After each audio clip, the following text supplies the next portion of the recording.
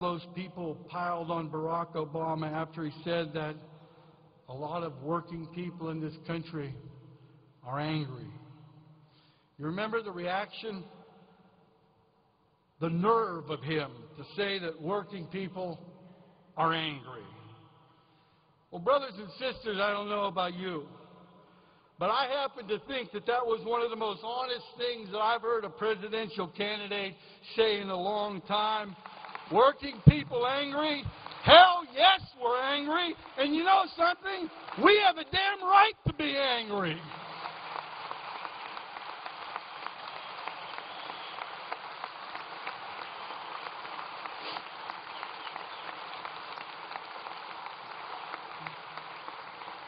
We got to be right to be angry because everything I was just talking about, income inequality, low wages, Americans losing their job, their health care, and their pensions, none of it had to happen. And the only reason it did is because we've had leaders in this country, Republicans and some Democrats alike, whose economic agendas are based on the same lousy assumption. It's the disproven, discredited notion that policies that generate corporate profits somehow translate into shared prosperity. And the truth is that they don't. The truth is that what's good for Wall Street has been a nightmare for the rest of us living back on Main Street.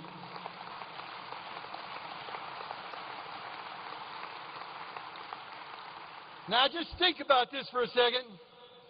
We're living in a country that makes over $13 trillion in income a year. American workers have never been more productive in our history. Corporate profits are surging. Last year, poor ExxonMobil, they posted sales of $404 billion. They made $1,300 profit every second last year. But even though our productivity surged by almost 20%, even though American workers are working longer hours than workers in any other developed country, our wages have been flat and falling since 2003. Now, this isn't a fluke of nature. This was a direct result of a set of economic policies that go back to the Reagan administration, were passed on to Bush 1, carried on by Bill Clinton, and taken to new heights by Bush-Cheney regime. It was a bipartisan strategy for economic disaster. Now, I want you to think of it as if we're riding in the back seat of a car and we're barreling down this hill with 4 old, bald, non-union, hand-cooked tires. Now, one of the tires is called globalization. NAFTA, CAFTA, PNTR, unfair trade deals that force women and men here to compete with the most impoverished and exploited workers in the world. The outcome? 3.7 million manufacturing workers out of work, 40,000 manufacturing facilities closed, and more bargaining power for employers. The second tire on that old car is called small government, selling off public services to corporations with one hand and giving them tax breaks to the other. Brothers and sisters, privatization has never been about getting big business off our back or big government off our backs.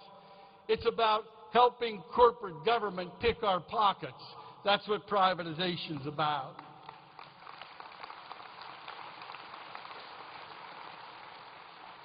The third tire is a thing called price stability. Well, that sounds pretty good. But what it means are policies that focus exclusively on inflation and ignore the federal government's responsibility. And I'm talking about a legal responsibility to help create jobs. Now, how many folks here know that the Federal Reserve Board, by law, is supposed to work for a full employment economy? How many people know that? Well, don't feel too bad if you don't. because not many people in Congress seem to know it either. Now, the last tire is marked labor market flexibility. Now, I gotta warn you, anytime we hear the words labor and flexibility used in the same sentence, we ought to sit up and we ought to take notice. Because over the last 25 years, labor market flexibility has been shorthand for robbing workers of our pensions, our health care, and, oh yeah, our right to organize. Now, most of you come out of workplaces where you've already have bargaining rights. But if you want to know what it's like to get a union today, just talk to some of the folks at Community Health Systems Kentucky River Medical Center. After suffering years of abuse, in 1998, they did what any sensible group of workers would do. They organized with the steelworkers. That was 10 years ago. And to this day, the companies refused to bargain a first contract. Now, if you ask the company, they'll probably tell you they're only trying to maintain their flexibility. And I'm sure that they'll tell you they need to have the ability to do anything they please because that's what it takes to stay competitive. And some of them even believe that BS. Hey, Leo, am I allowed to say bullshit? Absolutely. Okay. Now, we know better than that, right? Union companies are no less competitive, and in fact, they're more competitive.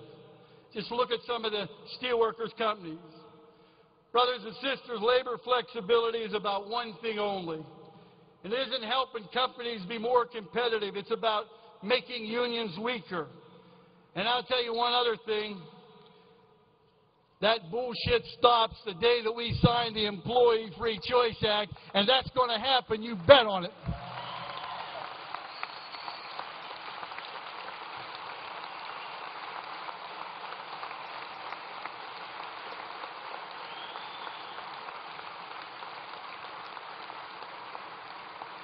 So globalization, small government, price stability, labor market flexibility, those are the old, worn-out, non-union tires the economy's riding on. And there's no question that if we don't get some new ones, we're headed to disaster. But the only way that that's going to happen is if we get out of the back seat, grab the wheel, and take control. And that's what this election is all about.